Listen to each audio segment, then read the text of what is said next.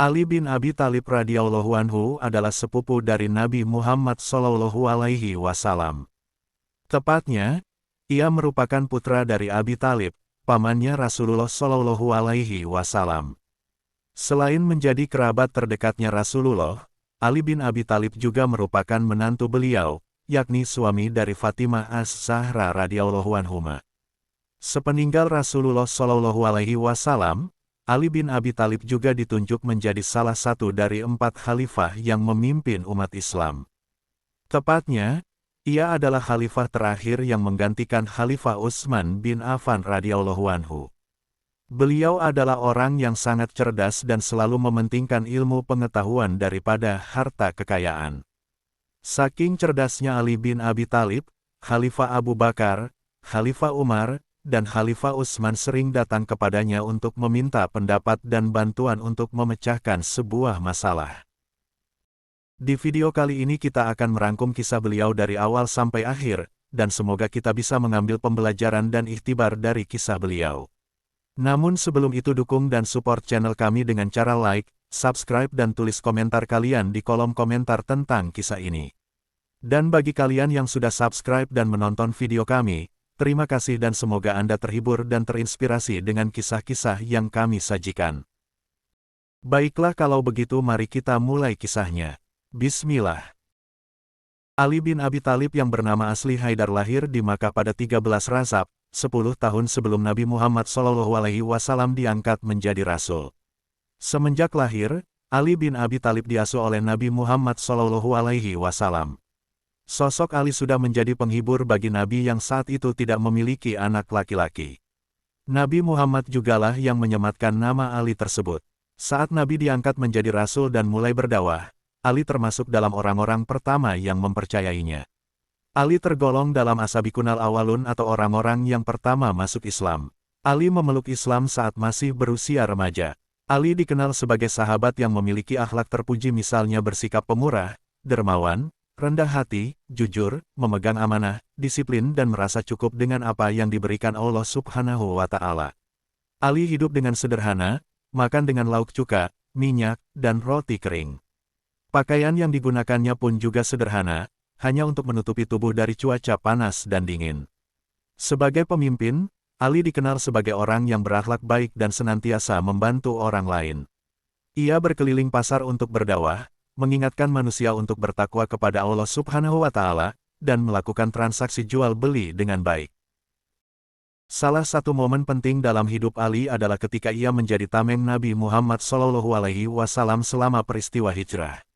Umat Islam yang masih minoritas dan lemah di Makkah merencanakan hijrah ke Madinah, dan Ali pun berperan melindungi Nabi selama perjalanan tersebut. Peran Ali sangatlah penting dalam membantu dakwah Nabi Muhammad SAW. Di saat Nabi Muhammad SAW pertama kali menerima wahyu di Gua Hira, Ali adalah orang pertama yang diajak oleh Nabi untuk mendengarkan pesan Allah. Ali kemudian membantu Nabi dalam menyampaikan pesan ini kepada masyarakat Mekah. Bahkan pengorbanan dan perlindungan saat Nabi Muhammad dan para sahabat menghadapi penindasan di Mekah, Ali berperan melindungi Nabi dari ancaman fisik.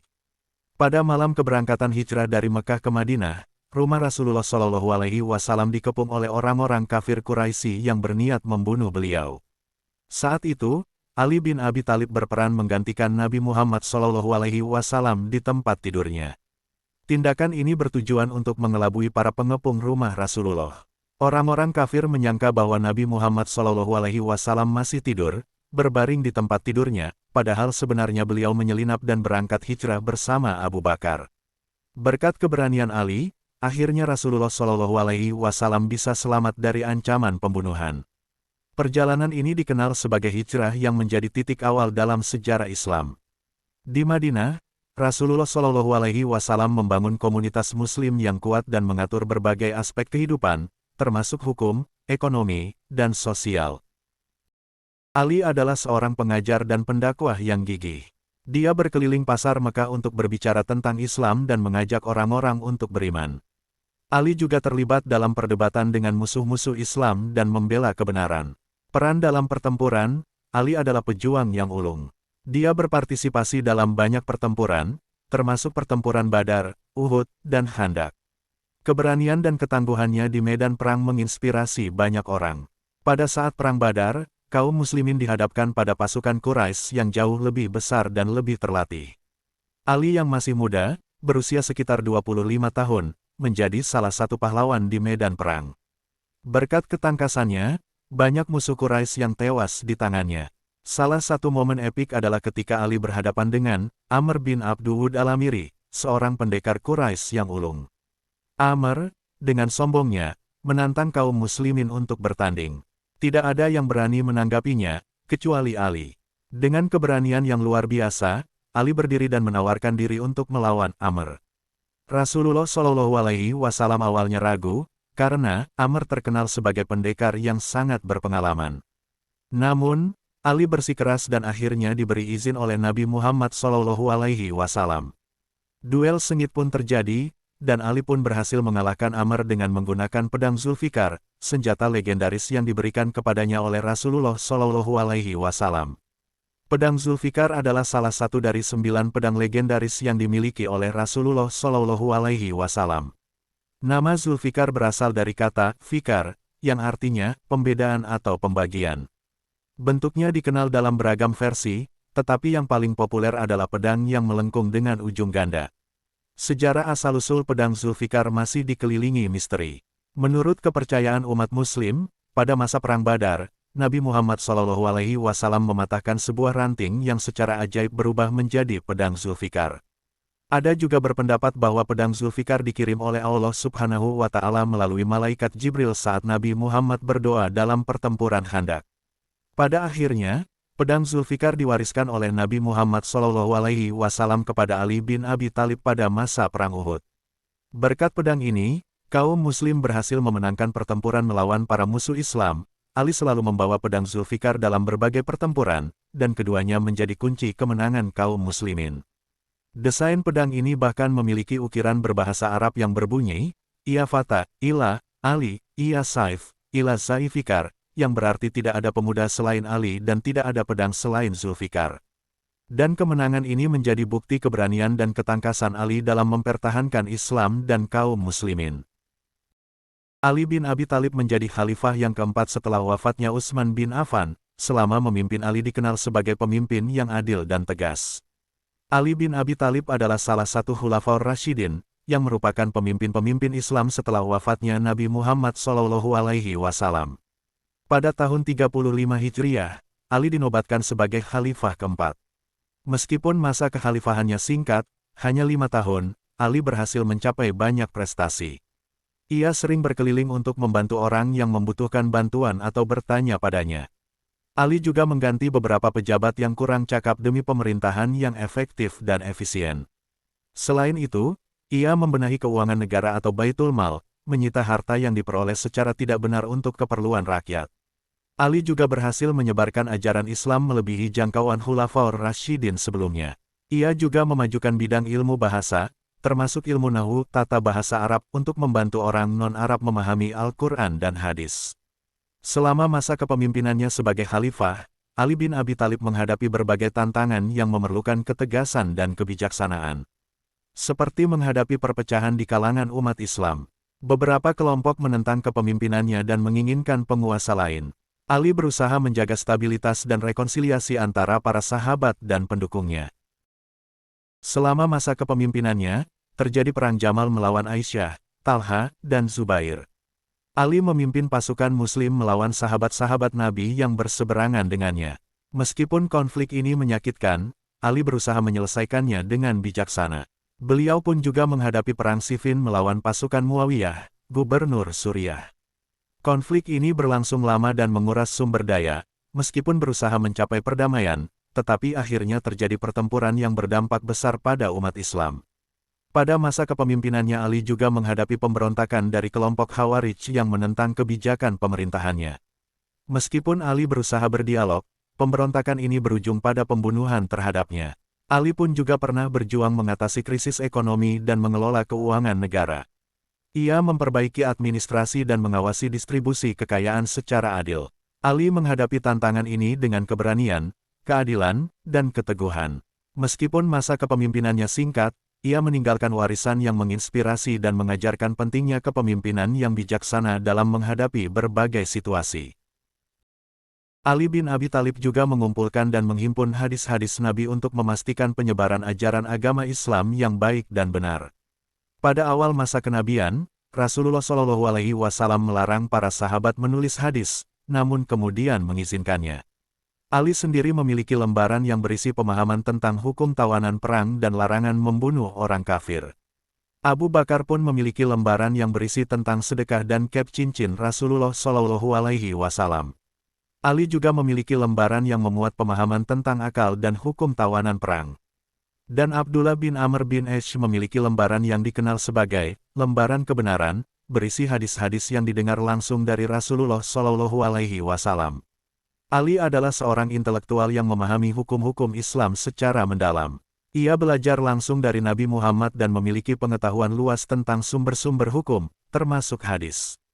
Rasulullah Shallallahu Alaihi Wasallam bersabda, Ali bin Abi Thalib adalah pemilik telaga Haudku kelak di hari kiamat. Di sekelilingnya berjejer gelas-gelas sebanyak bilangan bintang di langit.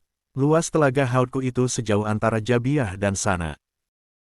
Mengutip dari Abi Ishaq Ahmad bin Muhammad ibn Ibrahim an-Naisaburi ats-Salabi, Qasas al-Anbiya, Maktabah al-Jumhuriyah al-Arabiyah, halaman 466. Beliau mengatakan, ketika Umar bin Al-Khattab menjadi khalifah pemimpin umat Islam, beliau pernah didatangi oleh beberapa cendekiawan dari kaum Yahudi, yang kemudian berkata kepada Umar bin Khattab.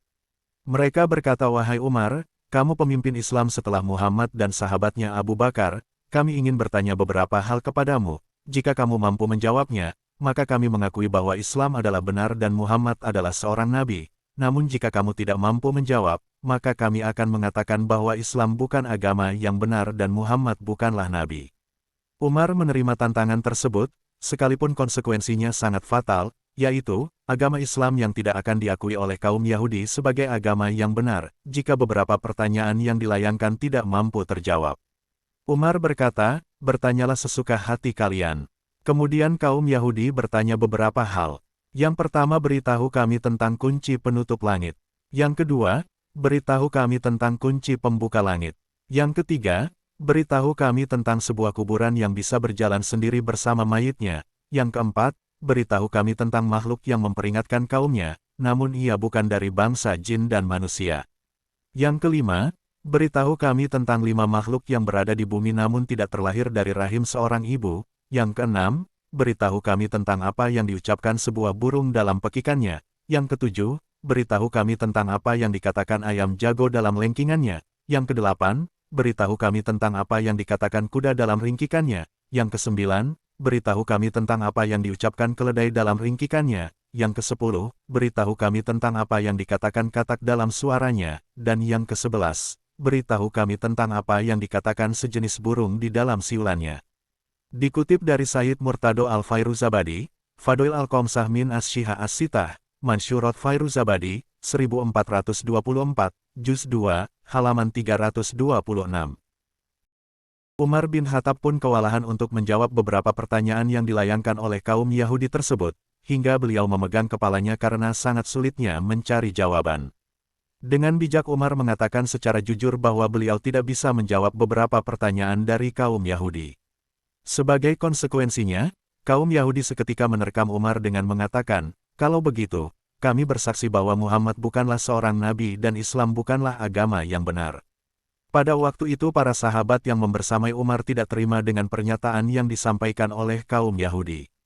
Akhirnya, salah satu sahabat yang bernama Salman Al-Farisi meminta waktu kepada Yahudi untuk memanggil Ali, agar beberapa pertanyaan-pertanyaannya mampu dipecahkan. Syahdan, datanglah Ali yang seketika itu langsung dipeluk oleh Umar dengan mengatakan, "Wahai Abu Hasan, engkau yang dalam setiap keadaan penuh dilema dan sangat genting selalu menjadi penolong."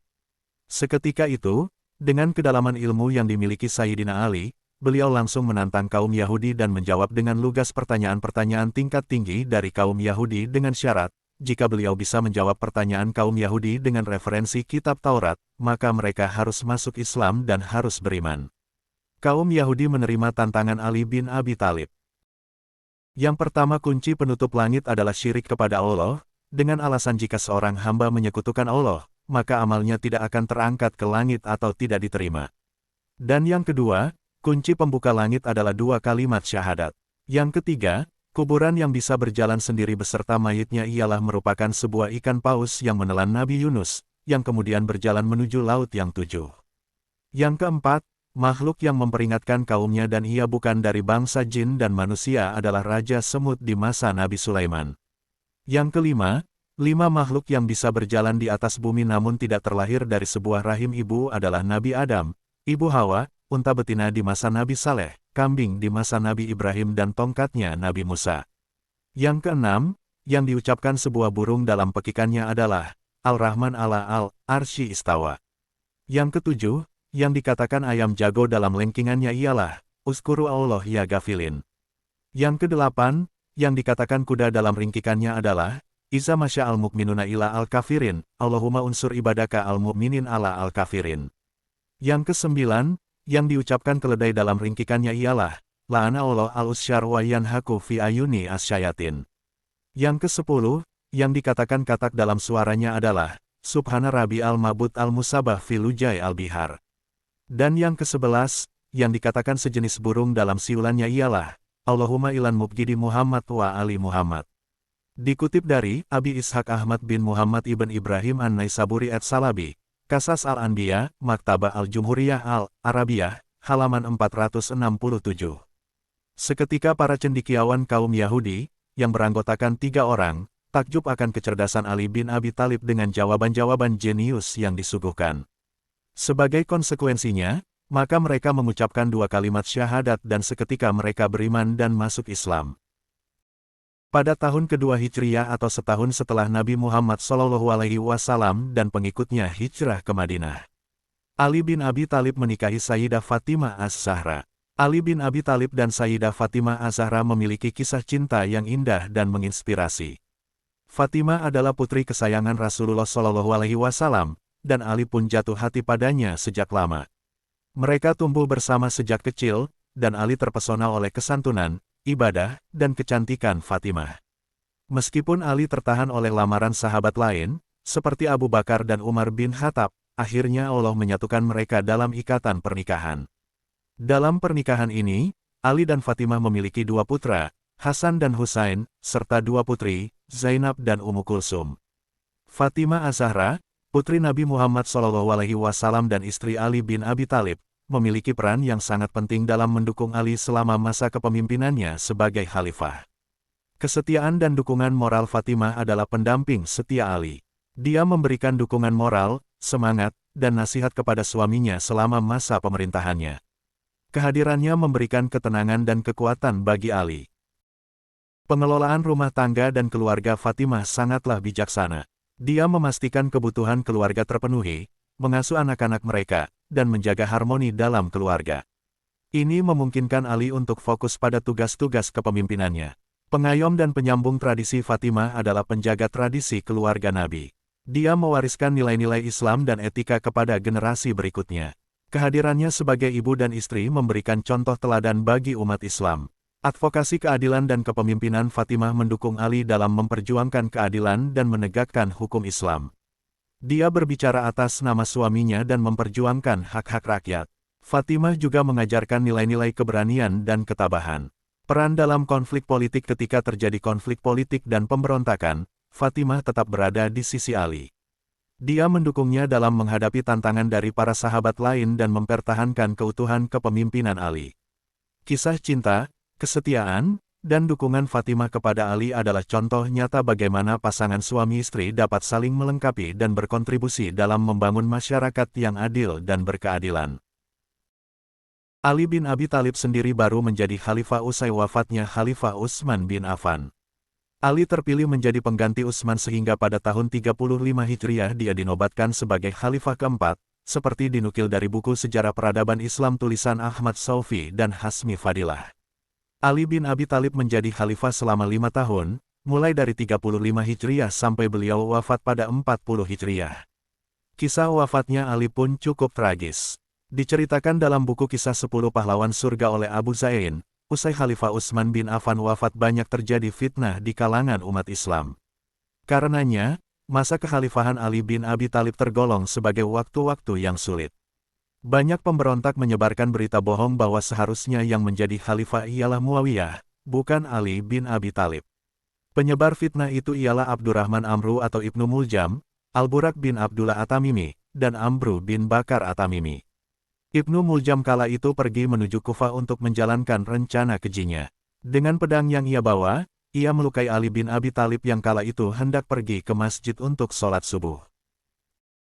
Di dalam buku 150 kisah Ali bin Abi Thalib yang ditulis oleh Ahmad Abdul Al-Tahtawi, Muhammad ibn Al-Hanafiyah menuturkan, "Tiba-tiba aku melihat kilatan cahaya dan mendengar seseorang berkata, 'Hukum hanya milik Allah, bukan milikmu, wahai Ali, bukan pula milik sahabat-sahabatmu.'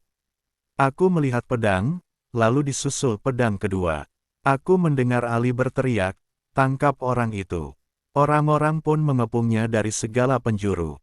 Setelah Ibnu Muljam diringkus, orang-orang datang menemui Hasan dengan panik. Mereka membawa Ibnu Muljam dengan tangan yang diborgol.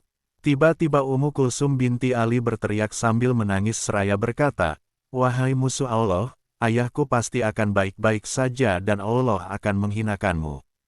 Ibnu Muljam lalu menyahut, 'Lalu, untuk siapa kau menangis?' 'Demi Allah, aku membeli pedang itu seharga 1.000, lalu aku bubuhi racun seharga 1.000 juga. Seandainya tebasan itu mengenai seluruh penduduk kota ini, niscaya mereka akan mati semua.' Usai peristiwa tragis itu, Abdullah ibn Malik mengatakan para tabib dikumpulkan untuk mengobati luka Ali. Ketika itu, Atsir ibn Amr al-Sukuni sebagai tabib yang paling hebat dan berasal dari Kirsi, memeriksa kondisi Ali bin Abi Thalib. Atsir meminta paru-paru kambing yang masih hangat untuk diambil uratnya, lalu diletakkan pada luka yang diderita Ali. Atsir kemudian meniup urat itu dan mengeluarkannya dari luka Ali. Atsir menemukan bahwa ternyata luka Ali telah sampai pada bagian otak. Dengan demikian, nyawa Ali tidak dapat tertolong. Ali bin Abi Thalib meninggal dunia pada Jumat, 17 Ramadan tahun 40 Hijriah. Ali meninggalkan 33 anak, 15 laki-laki dan 18 perempuan. Saudaraku, Ali bin Abi Thalib, beliau berpesan kepada kita, "Akan datang kepadamu setelah aku suatu masa yang di dalamnya tidak ada sesuatu pun yang lebih tersembunyi daripada kebenaran, tidak ada yang lebih nyata daripada kebatilan, dan tidak ada yang lebih banyak daripada kebohongan. Apa yang menjadi milikmu akan kamu temukan dengan sendirinya, yang pasti harus kamu tahu, semua hal yang memang sudah ditakdirkan menjadi milikmu pada akhirnya akan kamu miliki atau dengan kata lain rezeki takkan pernah tertukar.